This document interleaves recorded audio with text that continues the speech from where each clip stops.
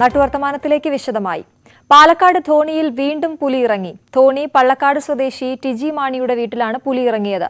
5 ദിവസം മുൻപും ഈ വീട്ടിൽ പുലി എത്തിയിരുന്നു.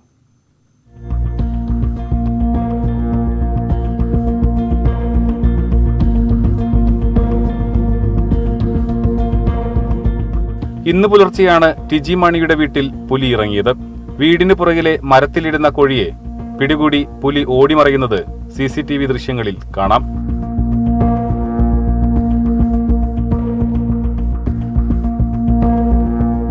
മാർച്ച് 11-നും ഈ വീട്ടിൽ പുലി എത്തിയിരുന്നു. അന്നും കോഴിയെ പിടികൂടി.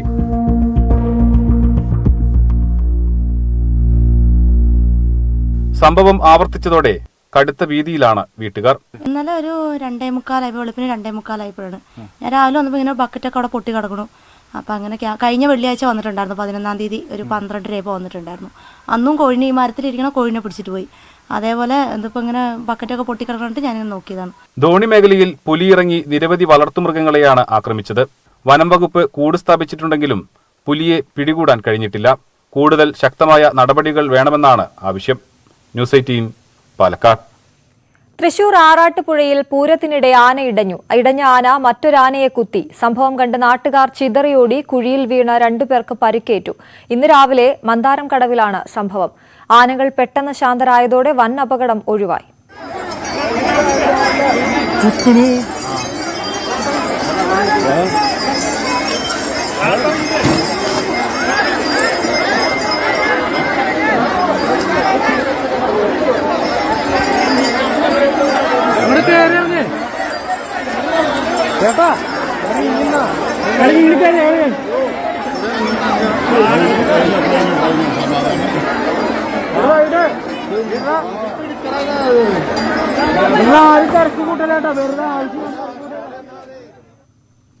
മലപ്പുറം വളാഞ്ചേരിയിൽ കാർ നന്നാക്കുന്നതിനിടെ യുവാവിന്റെ തലയിൽ തീപിടിച്ചു. സംഭവത്തിന്റെ CCTV ദൃശ്യങ്ങൾ പുറത്തുവന്നു. വളാഞ്ചേരി പട്ടാമ്പി റോഡിലാണ് സംഭവം.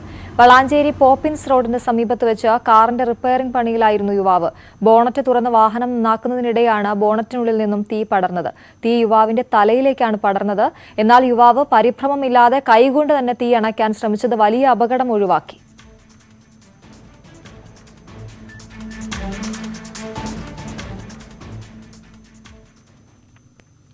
കോതമംഗലം നെല്ലിക്കുഴിയിൽ തടിമിൽ കത്തി നശിച്ചു.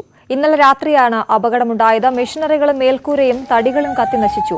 അബൂബക്കർ, സിദ്ദിഖ് എന്നിവരുടെ ഉടമസ്ഥതയിലുള്ളതാണ് മിൽ. 10 ലക്ഷം രൂപയുടെ നാശനഷ്ടങ്ങൾ ഉണ്ടായതായാണ് അനുമാനം. തീപിടുത്തത്തിന്റെ കാരണം പരിശോധിച്ചു വരികയാണ്.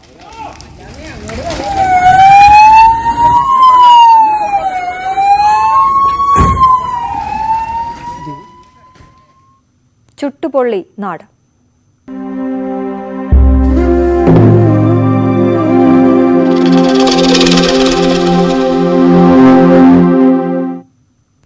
പഞ്ചായത്തിന്റെ അനാസ്ഥയെ തുടർന്ന് കുടിവെള്ളം ലഭിക്കാതെ 100ഓളം കുടുംബങ്ങൾ ദുരിതത്തിൽ. കോന്നി അരുവാപ്പുലം പഞ്ചായത്തിലെ തോപ്പിൽ മിച്ചഭൂമി നിവാസികളാണ് വേനൽക്കാലത്ത് കുടിവെള്ളമില്ലാതെ ദുരിതത്തിലായിരിക്കുന്നത്. വേനൽ രൂക്ഷമായതോടെ കടുത്ത കുടിവെള്ളക്ഷാമമാണ് അരുവാപ്പുലം പഞ്ചായത്തിലെ തോപ്പിൽ മിച്ചഭൂമി നിവാസികൾ അനുഭവിക്കുന്നത്. കോളനിയിലെ കിണറുകളിൽ വെള്ളമില്ലാതായതോടെ മറ്റു സ്ഥലങ്ങളിൽ നിന്നും വെള്ളമെത്തിച്ചാണ് പലരും ഉപയോഗിക്കുന്നത്. ഇതിനു പുറമെ പണം കൊടുത്ത് വെള്ളം വാങ്ങി ഉപയോഗിക്കുന്നവരും കോളനിയിലുണ്ട്. 2 വർഷം മുമ്പ് കോളനിക്കാർക്ക് വെള്ളം എത്തിക്കുന്നതിനായി പഞ്ചായത്തിന്റെ നേതൃത്വത്തിൽ വാട്ടർ ടാങ്കും പൈപ്പും സ്ഥാപിച്ചെങ്കിലും തുടർ നടപടികൾ ഉണ്ടാകാത്തതാണ് കുടിവെള്ളക്ഷാമം രൂക്ഷമാകാൻ കാരണം. എനിക്കിപ്പോൾ 22 വയസ്സുണ്ട്. 22 വർഷമായിട്ട് ഞാൻ കണ്ടുവരുന്നതെന്ന് വെച്ചാൽ താഴെ കുഴിയിൽ പോയ അമ്മയായാലും എല്ലാവരും വെള്ളം ചുമ്മിക്കൊണ്ട് വരുന്നത്. ഇപ്പോൾ എനിക്ക് 2 കുഞ്ഞുങ്ങളുണ്ട്. ഞങ്ങളുടെ വീട്ടിൽ തന്നെ 3 കുഞ്ഞുങ്ങളുണ്ട്.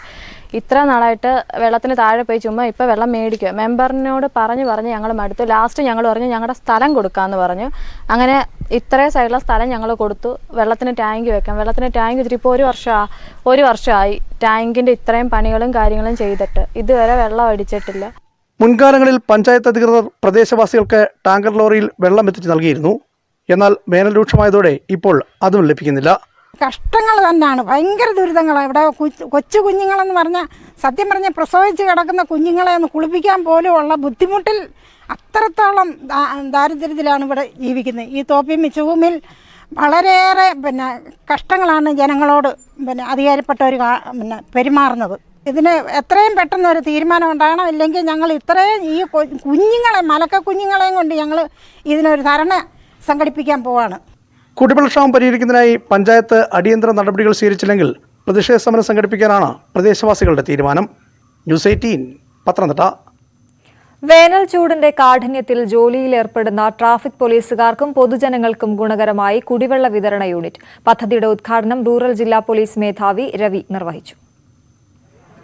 കഠിനമായ ചൂട് അനുഭവപ്പെടുന്നതിനാൽ കൊട്ടാരക്കര ട്രാഫിക് പോയിന്റുകളിൽ ഡ്യൂട്ടി ചെയ്യുന്ന പോലീസ് ഉദ്യോഗസ്ഥർക്ക് ദാഹമകറ്റുന്നതിനായും ഭക്ഷണത്തിനായുമാണ് പദ്ധതി നടപ്പാക്കിയത്.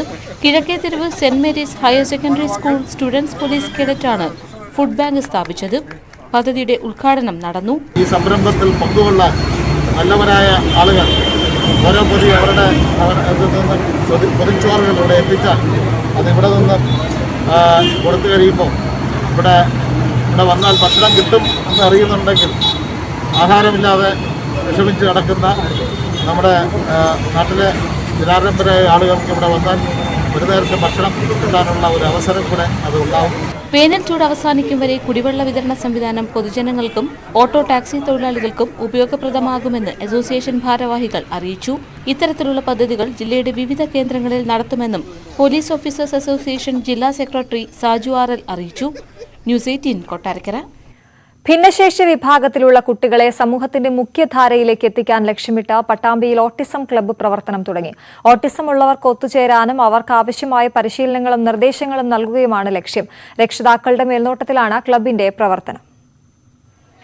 ഓട്ടിസം ഉള്ളവർക്ക് ഒത്തുചേരാനും അവർക്ക് ആവശ്യമായ പരിശീലനങ്ങളും നിർദ്ദേശങ്ങളും നൽകി സമൂഹത്തിന്റെ മുഖ്യധാരയിലേക്ക് എത്തിക്കുന്നതിനുമാണ് ഓട്ടിസം ക്ലബ്ബ് ആരംഭിച്ചത്. എല്ലാ ഞായറാഴ്ചകളിലും ബുധനാഴ്ചകളിലുമായി കേന്ദ്രത്തിൽ ഓട്ടിസം ബാധിച്ചവർക്ക് തൊഴിൽ പരിശീലനവും വിവിധ തെറാപ്പികളും നൽകും. രാവിലെ കീഴായൂർ ടർഫ് മൈതാനത്ത് ഓട്ടിസം ബാധിച്ചവർക്കായി സൗജന്യ ഫുട്ബോൾ കോച്ചിങ്ങും നടത്തിവരുന്നു. നമ്മുടെ മാജിക് ഷോ, അതുപോലെ തന്നെ കുട്ടികൾക്ക് അവിടെ കീഴായൂർ ടർഫിലുള്ള ഒരു ഫുട്ബോൾ പരിശീലനം, ഇങ്ങനെ ഉള്ള ഒരു കർമ്മ പദ്ധതിയാണ് ഇപ്പോൾ ഇവിടെ ആവിഷ്കരിച്ചിട്ടുള്ളത്. ഇതിൽ പല രൂപത്തിലും പല പ്രായത്തിലുള്ള കുട്ടികളുണ്ട്. ഇവരെ സമൂഹത്തിൻ്റെ മുഖ്യധാരയിലേക്ക് എത്തുക എന്നുള്ളത് വളരെ പ്രയാസം പിടിച്ചിട്ടുള്ള പരിപാടിയാണ്. അതിലേക്കുള്ള തുടക്കമാണ് ഇവിടെ കുറിച്ചിട്ടുള്ളത്. പെരുമാറ്റ വൈകല്യമുള്ളവരെ വളർത്തുന്ന രക്ഷിതാക്കൾക്ക് നിരവധി മാനസിക സമ്മർദ്ദങ്ങൾ ഉണ്ടാകുന്നുണ്ട്. ഇതുമൂലം രക്ഷിതാക്കളും ഏറെ പ്രയാസങ്ങൾ അനുഭവിക്കുന്നു. ഇവരെ സഹായിക്കാൻ ഓട്ടിസം ബാധിച്ചവരുടെ രക്ഷിതാക്കളും സമൂഹവും ഒരുമിച്ച് നിൽക്കുന്നതിനാണ് ക്ലബ്ബ് രൂപീകരിച്ചത്. ന്യൂസ് 18 പട്ടാമ്പി. മുക്കം ഇരവഴിഞ്ഞിപ്പുഴയിൽ കയാക്കിംഗ് റൈഡ് ആരംഭിച്ചു. ജലകായിക വിനോദങ്ങളെ ജനകീയമാക്കാൻ രൂപീകരിച്ച ക്ലബ്ബ് റിവേക്കയുടെ ആഭിമുഖ്യത്തിലാണ് കാരശ്ശേരി പഞ്ചായത്തിലെ ചോണാട് കടവിൽ കയാക്കിംഗ് ആരംഭിച്ചത്.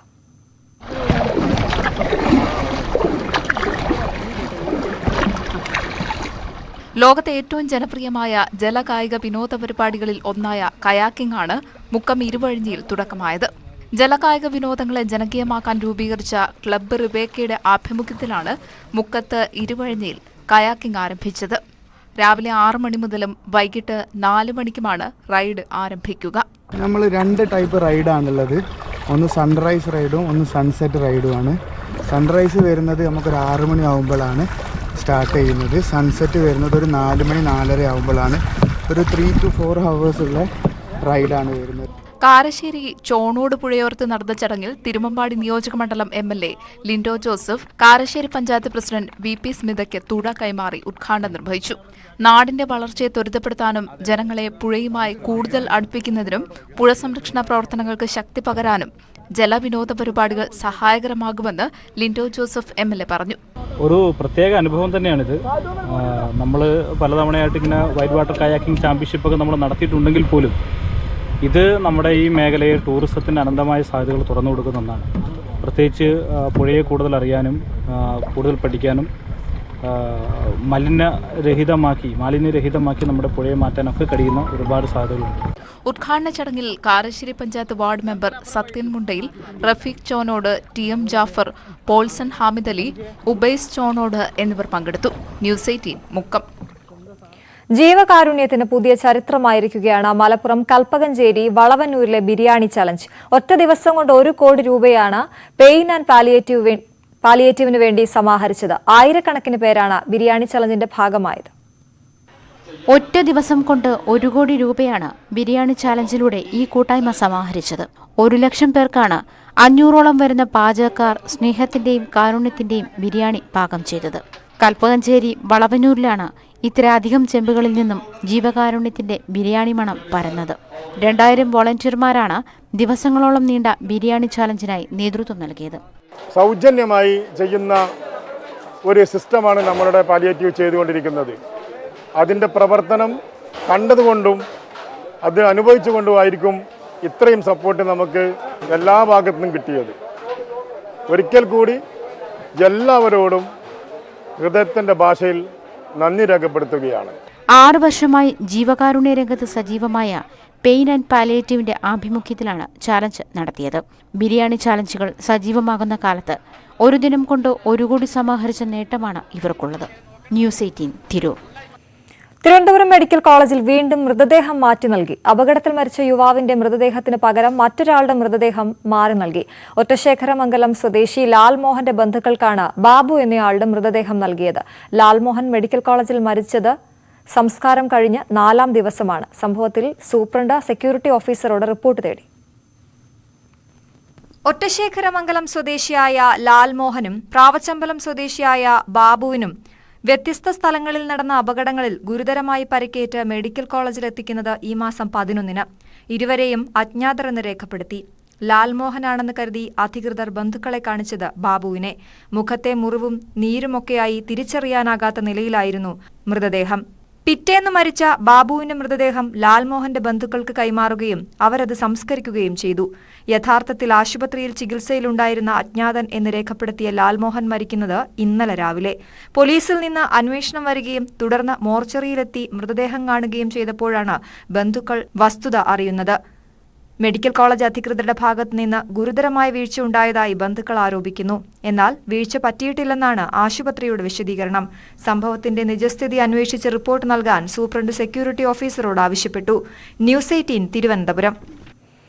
ഗെയിൽ പ്രകൃതിവാതക പൈപ്പ് ലൈൻ പദ്ധതിയുടെ ഭാഗമായുള്ള പാലക്കാട് സിറ്റി ഗ്യാസ് പദ്ധതി അടുത്ത മാസം കമ്മീഷൻ ചെയ്യും.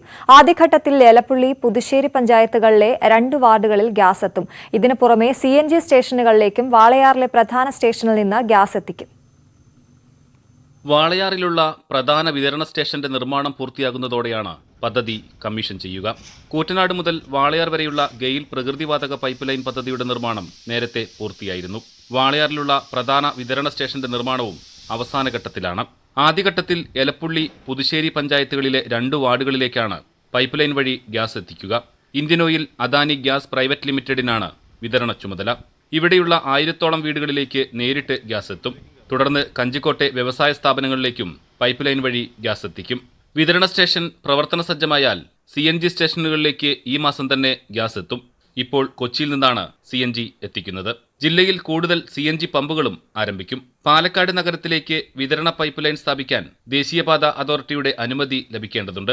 അനുമതി കിട്ടിയാൽ ഈ വർഷം തന്നെ പാലക്കാട് നഗരത്തിലും പദ്ധതി നടപ്പിലാക്കുമെന്ന് അധികൃതർ പറഞ്ഞു. ജില്ലയിലൊട്ടാകെ വിവിധ ഘട്ടങ്ങളിലായി സിറ്റി ഗ്യാസ് പദ്ധതി പൂർത്തിയാകാൻ 8 വർഷമെടുക്കുമെന്നാണ് കണക്കുകൂട്ടൽ. എലപ്പുള്ളി, പുതുശ്ശേരി പഞ്ചായത്തുകളിലെ വീടുകളിലേക്ക് അടുത്ത മാസം പൈപ്പിലൂടെ ഗ്യാസ് എത്തിക്കാനുള്ള നിർമ്മാണ പ്രവർത്തനങ്ങളാണ് അതിവേഗത്തിൽ നടക്കുന്നത്. അതിനുശേഷം പാലക്കാട് നഗരത്തിലും ഗ്യാസ് എത്തിക്കും.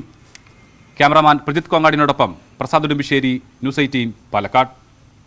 ആലപ്പുഴ നൂർനാടിൽ ടോറസ് ലോറി പാഞ്ഞുകയറി 3 മരണം. പ്രഭാത സവാരിക്കിറങ്ങിയ ഏരുമക്കുഴി സ്വദേശികളായ VM രാജു, വിക്രമൻ നായർ, രാമചന്ദ്രൻ നായർ എന്നിവരാണ് മരിച്ചത്. പരിക്കേറ്റ ഒരാൾ സ്വകാര്യ ആശുപത്രിയിൽ ചികിത്സയിലാണ്. അമിത വേഗതയാണ് അപകട കാരണമെന്ന് പ്രദേശവാസികൾ പറഞ്ഞു. ഇടിച്ച ശേഷം നിർത്താതെ പോയ ലോറിയുടെ ഡ്രൈവർ പള്ളിക്കൽ സ്വദേശി അനീഷ് മോൻ പിന്നീട് നൂർനാട് പോലീസ് സ്റ്റേഷനിലെത്തി കീഴടങ്ങി. ലോറിയും കസ്റ്റഡിയിലെടുത്തു. നിരവധി കേസുകൾക്ക് തുമ്പുണ്ടാക്കിയ പോലീസ് സ്റ്റേഷനാണ് കരിപ്പൂരിലേത്. എന്നാൽ സ്വന്തമായി കെട്ടിടം പോലും ഇല്ലാതെ പരിമിതികളുടെ നടുവിലാണ് ഏറെ നാളായി കരിപ്പൂർ പോലീസ് സ്റ്റേഷൻ. വർഷങ്ങളായി വാടക കെട്ടിടത്തിലാണ് കരിപ്പൂർ പോലീസ് സ്റ്റേഷൻ. പേരിൽ കരിപ്പൂർ എന്നുണ്ടെങ്കിലും കരിപ്പൂരിൽ നിന്നും കിലോമീറ്ററുകൾ അകലെയുള്ള കുമ്മണിപ്പറമ്പിലാണ് പോലീസ് സ്റ്റേഷൻ സ്ഥിതി ചെയ്യുന്നത്. കുമ്മണിപ്പറമ്പിൽ തറയിട്ടാൽ റോഡിനരികിലെ വാടക വീടാണ് സ്റ്റേഷൻ. 2 കിടപ്പുമുറികളും അടുക്കളയും ഡൈനിങ് ഹാളും ഉൾപ്പെടുന്ന വീട്ടിൽ 40-ലേറെ പോലീസുകാരുണ്ട്. എല്ലാവരും ഒന്നിച്ചെത്തിയാൽ നിൽക്കാനുള്ള സൗകര്യം പോലുമില്ലാത്ത അവസ്ഥ.